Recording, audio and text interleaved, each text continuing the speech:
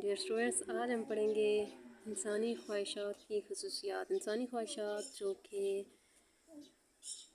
بے شمار ہوتی ہیں، اور جیسے کہ ہم جانتے ہیں کہ انسانی خواہشات معاشی بھی ہو سکتی ہیں اور غیر معاشی بھی ہو سکتی ہیں۔ معاشی حاجات وہ ہوتی ہیں جنہیں ہم پیسوں سے خرید سکتے ہیں یا کسی چیز کے بدلے میں خرید سکتے ہیں، اور غیر معاشی حاجات وہ ہوتی ہیں جنہیں ہم خرید نہیں سکتے۔ فار ایگزامپل معاشی حاجات میں آ جاتی ہیں روٹی، کپڑا، مکان وغیرہ جنہیں ہم خرید سکتے ہیں، ایون سروسز بھی۔ اور غیر معاشی حاجات میں ہوا، پانی، صاف ہوا، سورج کی روشنی وغیرہ آ جاتی ہے جسے ہم خرید نہیں سکتے، جو نیچرل تھنگس ہوتی ہیں۔ تو انسانی خواہشات کی خصوصیات کچھ پڑھتے ہیں۔ نمبر 1، ان گنت اور لا تعداد۔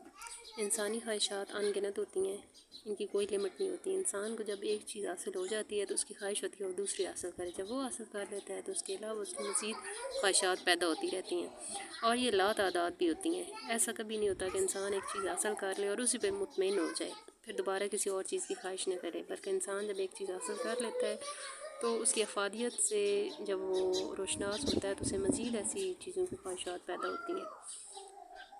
جیسے فار ایگزامپل ہم کھانا کھاتے ہیں تو ہمیں دوبارہ پھر اس کی عادت محسوس ہوتی ہے، پانی پیتے ہیں دوبارہ پھر کچھ گھنٹوں بعد پھر پیاس لگتی ہے۔ ایون کہ جو لگژریز ہوتی ہیں جیسے اچھے کپڑے، اچھا کھانا پینا، اچھی گاڑی، گھومنا پھرنا، ان ساری چیزوں کی خواہشات بار بار پیدا ہوتی ہیں اور یہ لا تعداد ہوتی ہیں۔ نمبر 2، بار بار پیدا ہونا۔ بار بار پیدا ہوتی ہیں۔ جب آپ کپڑے ایک فیشن کے لیتے ہیں تو اگلے سال دوسرا فیشن آ جاتا ہے، ایون 6 منتھ کے بعد بھی آ جاتا ہے تو آپ پھر دوبارہ اس چیز کو لیتے ہیں۔ کولڈ ڈرنک آپ ایک پیتے ہیں، پھر جب آپ کو پیاس لگتی ہے آپ دوبارہ پیتے ہیں۔ کھانا آپ ایک ٹائم کھاتے ہیں، اگلے ٹائم پھر آپ کو بھوک لگتی ہے تو کچھ گھنٹوں کے بعد آپ پھر کھانا کھاتے ہیں۔ تو یہ خواہشات بار بار پیدا ہوتی ہیں۔ نمبر 3، اہمیت میں فرق۔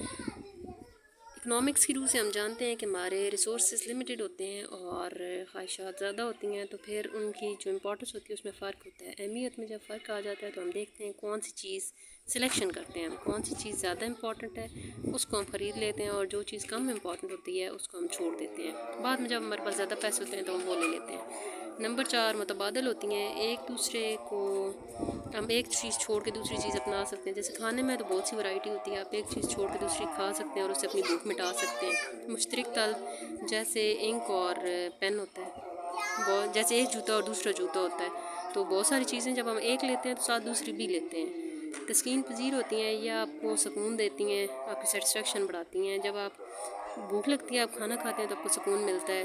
فار ایگزامپل اگر کوئی شخص کسی عادت میں مبتلا ہے جیسے سگریٹ وغیرہ پیتا ہے تو وہ سگریٹ پینے سے بھی اس کو تسکین حاصل ہوتی ہے، کیونکہ اس کو اکنامکس کی روح سے افادہ حاصل ہوتا ہے۔ نمبر 7، متقابل ہوتی ہیں۔ سم ٹائم کمپٹیٹیو ہوتی ہیں۔ جیسے آپ کولڈ ڈرنک لیتے ہیں تو آپ سلیکشن کرتے ہیں آپ ان میں سے کون سی خریدیں، تو اس وقت یہ چیزیں آپس میں ایک دوسرے سے مقابلہ کر رہی ہوتی ہیں۔ جیسے آپ انک پین لینے جائیں تو آپ دیکھتے ہیں کہ ان میں سے کس برانڈ کا لیں، کون سی کمپنی کا لیں، کون سی نب والا لیں۔ نمبر 8، عادتاً۔ بہت ساری چیزیں لوگ عادتاً بھی یوز کرتے ہیں، جیسے سگریٹ وغیرہ، چائے، اور بہت ساری چیزیں عادتاً استعمال کی جاتی ہیں جو بار بار پھر استعمال ہوتی ہیں۔ فیشن اور رسم و رواج، بہت ساری چیزیں لوگ اپ ڈیٹ رہنے کے لیے اور فیشن میں ہونے کی وجہ سے بھی استعمال کرتے ہیں۔ تھینک یو سو مچ۔ یہ تھا آج کا لیکچر۔ مزید کے لیے کنیکٹڈ رہیں۔